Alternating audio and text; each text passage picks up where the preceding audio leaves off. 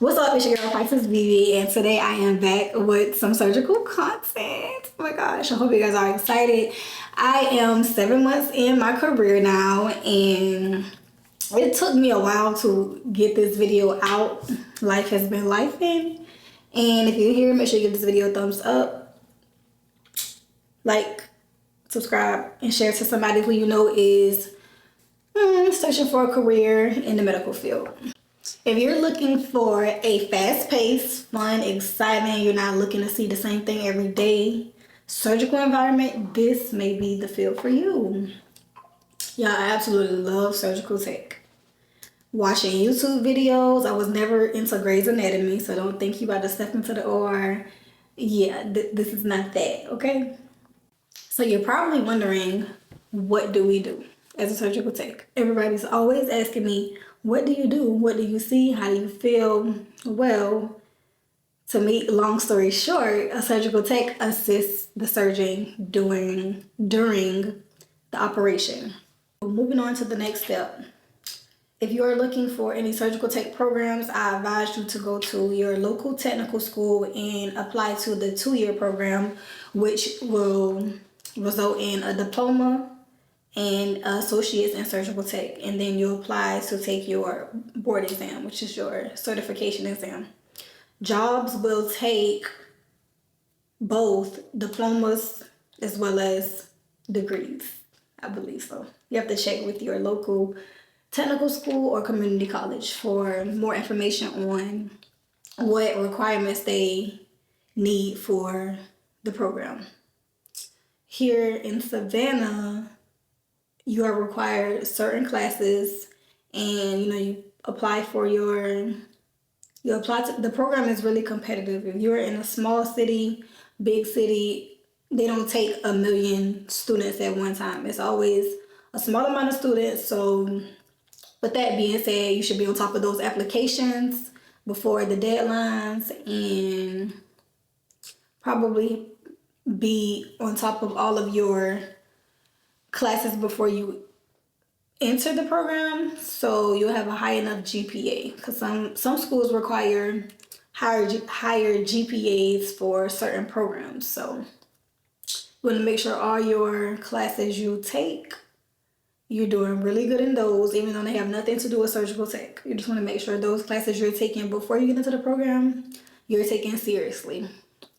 That way it'll look better moving into the program. You have a higher chance with getting into the program with the higher GPA, I would say. I hope that's how they select people. I'm not sure. With being new to the OR and being a student, I feel the best student should always be paying attention to everything. Always paying attention, always listening.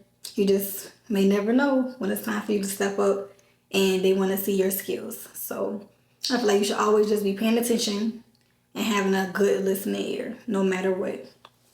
As you become more confident in your skills, your preceptors will see that.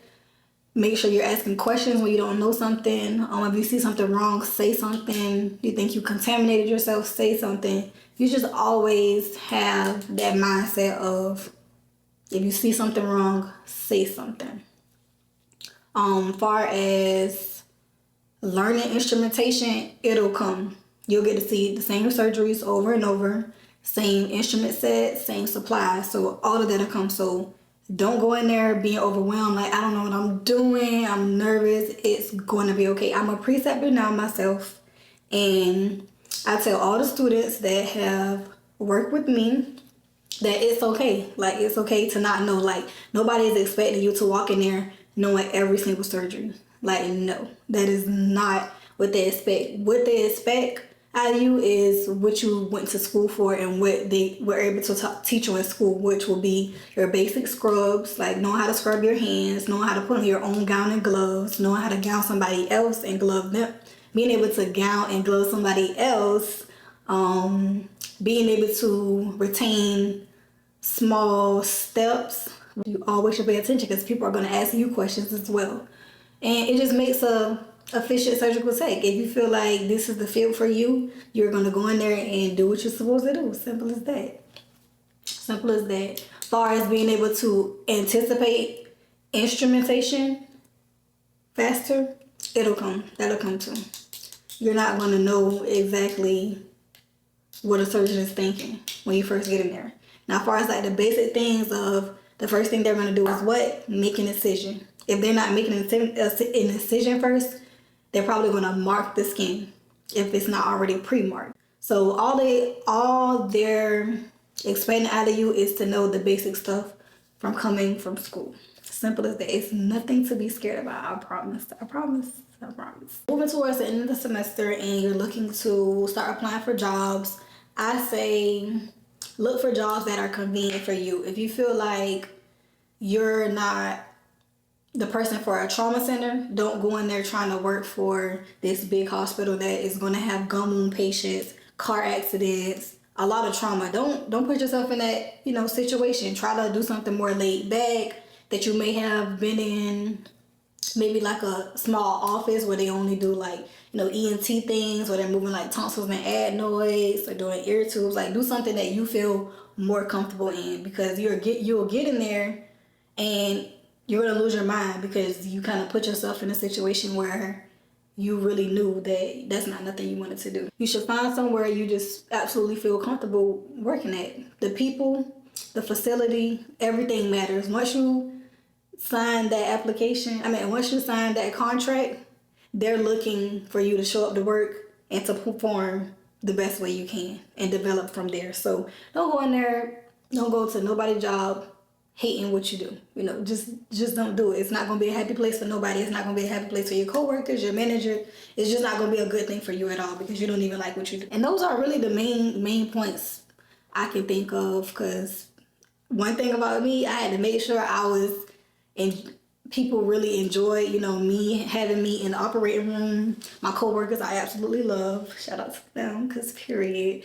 So yeah, I absolutely had to make sure that where I wanted to be wanted me, because I just can't. I can't work in uncomfortable atmospheres, which it can be uncomfortable sometimes because you get in surgeries that you don't know, but it's okay. You learn, you live, you learn. Simple as that. Lastly, with becoming a surgical tech, scrubbing for a couple of months, couple of years, it's just a beginning. It's a start. You don't have to stop there. You're gonna see everybody working around you. You're gonna see X-ray techs, anesthetists, AAs, nursing. You're gonna see a lot of different careers right in front of you. So another thing I forgot to mention as a surgical tech, you can specialize in different specialties.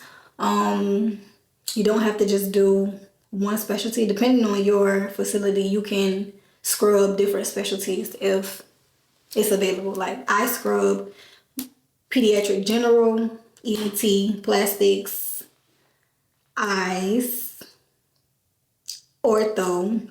I'm not into neuro yet. And we do a lot of scopes. So yeah. So if you made it this far in this video, make sure you give this video a thumbs up. Hopefully I can do some more surgical tech content if you guys are looking forward to it. And if you're in school right now, congratulations. I hope and wish you the absolute best. If you're moving into the program in the next couple of months, year, congratulations to you. You're going to do absolutely amazing. And for those that have already been surgical techs, thank you for viewing me. I'm still a newbie, but I'm finding my way. I'm finding my way, and shout out to y'all, because y'all been doing this for real, okay? Your girl is out.